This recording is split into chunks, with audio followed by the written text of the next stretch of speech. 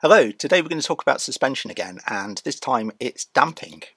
Now, damping controls how fast your suspension cycles, and with RC shocks we can't really tune the compression and the rebound settings too much, so it's pretty much a both-way setting. That's because inside of here is a small disc that's either got a few holes or a couple of slots cut into it that allows it to travel through a fluid. Some shocks, that fluid is completely free of air. They're usually the shocks that you have to bleed.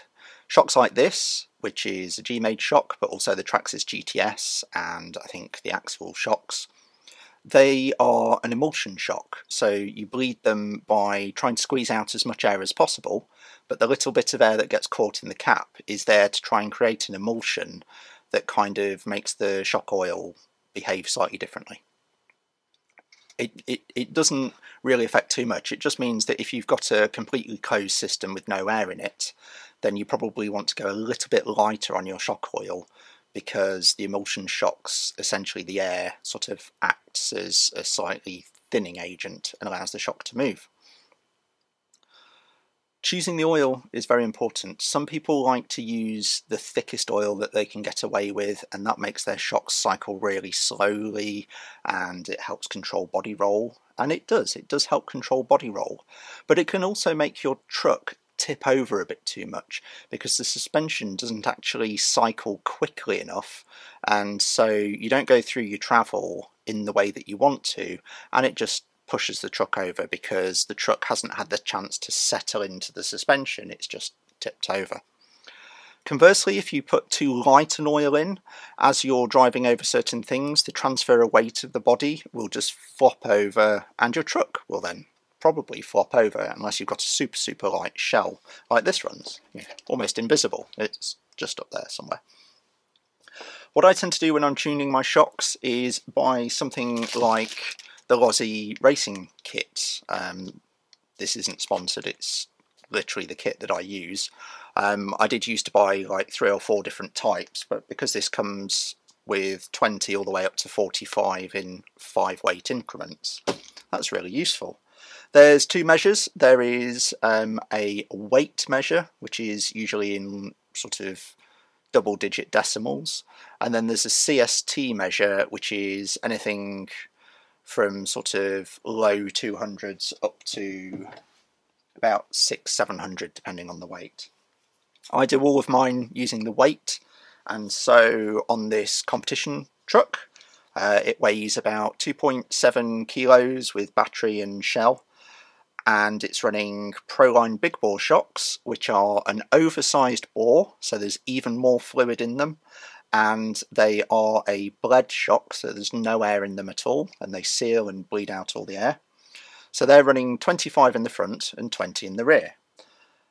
That's about equivalent to 35 in the front, 30 in the rear, to a truck of similar weight, like this G-made, that's actually running Traxxas shocks on it. The Traxxas shocks are some of the best effective, cheap to get hold of shocks, because they rarely ever leak. They're really sturdy and durable, and they're really predictable. If you want something that's just absolutely amazing, the Proline big bore shocks are fantastic. They're like the Traxxas big bore, but made out of aluminium. They're designed for crawling. They come with different size rod ends, everything else. They're brilliant. So, how do you work out what's the right weight for you? Well, the weight of your truck, of the sprung weight, not the axles, but the weight that's pushing down on the dampers, will have an effect on how quickly it can force itself through its action. And a good demonstration of that would be if I put this truck down, it will slowly start to sink because the top just doesn't weigh much. But if I grab it and push it down, it goes straight through its travel, because I'm providing force, which is the same as having weight. So I can't say run 20 in the front and 15 in the back, because I don't know how heavy your truck is. So I'll give you some examples. This is running 20 in the front and 20 in the back. It weighs about 4 kilos with the batteries and the axe system. And the reason why it's running 20 is because with the axe system, it will do 20 plus miles an hour, which is great fun. probably best on an open road, not necessarily through the trails. And so it needs to cycle through the suspension very quickly, because if it doesn't, it tends to start to sort of bounce across a straight line. This is running heavier oil comparatively, because this goes at best about 7 miles an hour, and most of the time it'll be doing literally crawling pace. It's got the sidewinder and a revolver in it, and in fact 50% of trigger movement is only 20% of throttle, so it's rarely ever doing over about 2 miles an hour. But it's not running super thick oil, sort of more than the equivalent of about 30-35 weight in a normal shock, because when you run too thick an oil, when the suspension does need to move, like a low traction hill, then you need the back end to be able to cycle without skipping, and it's that skipping and bouncing action that you're getting is probably coming from having either too stiff springs, so you're not in a nice part of your travel and you're hitting the bump stops, or your dampers are either too light, which means you've hit the end of your travel and stuck there, or too heavy and you're not able to actually use your travel. The force is so high that because the suspension doesn't react quickly enough, it just lifts the wheel. And that's usually when the wheels are kind of gripping and unloading and gripping and unloading. Rarely when you're sort of skipping about is it ever a perfectly uniform surface and the truck is gripping constantly. When the truck has intermittent grip, that's where you have problems. So bleeding shocks varies all over, but I tend to bleed mine so that they have a little bit of downward pressure, and the best way to explain that is with this shock here that actually doesn't have any oil, doesn't have any spring on it, but it does have oil in it. When I close it, when I let go, it pushes down. And it's not doing that with the spring, it's doing that with the, because it's an emulsion shock, it's doing that with the little bit of air that it's got and the emulsion fluid, and that allows it to push down. What that does is it doesn't necessarily give you any spring. What it does is it means that you've got what's called a progressive shock. As you get closer to the end of your travel, because it's providing a bit more resistance in the damping, it's making that more progressive. It's not a linear all the way up to the bump stop. So as you get closer to the bump stop, the damping starts to increase, which helps the truck not slam into the bump stop. It sort of goes up and sort of slowly reaches the top. That can make your truck a lot more predictable in situations where you are going through all of your travel.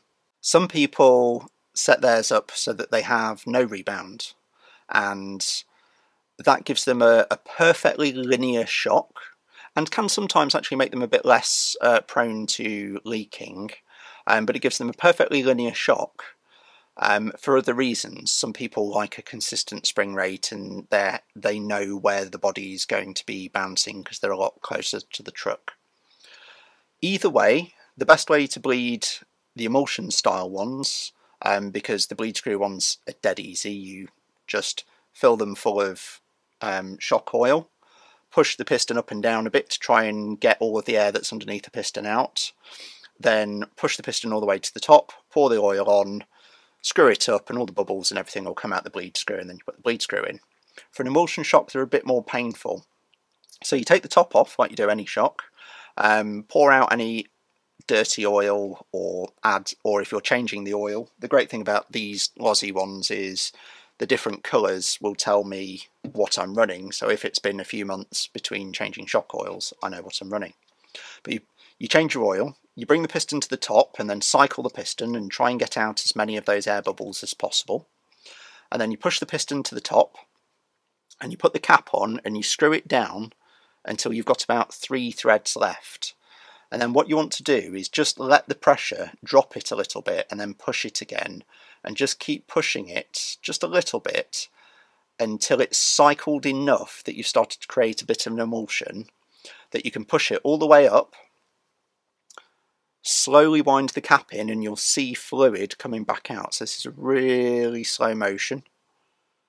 And then once you've got that cap nice and tight, you can release the eye and just see if you're starting to get a bit of push down, and whether you can actually get all the way back up, or if you've somehow got an airlock.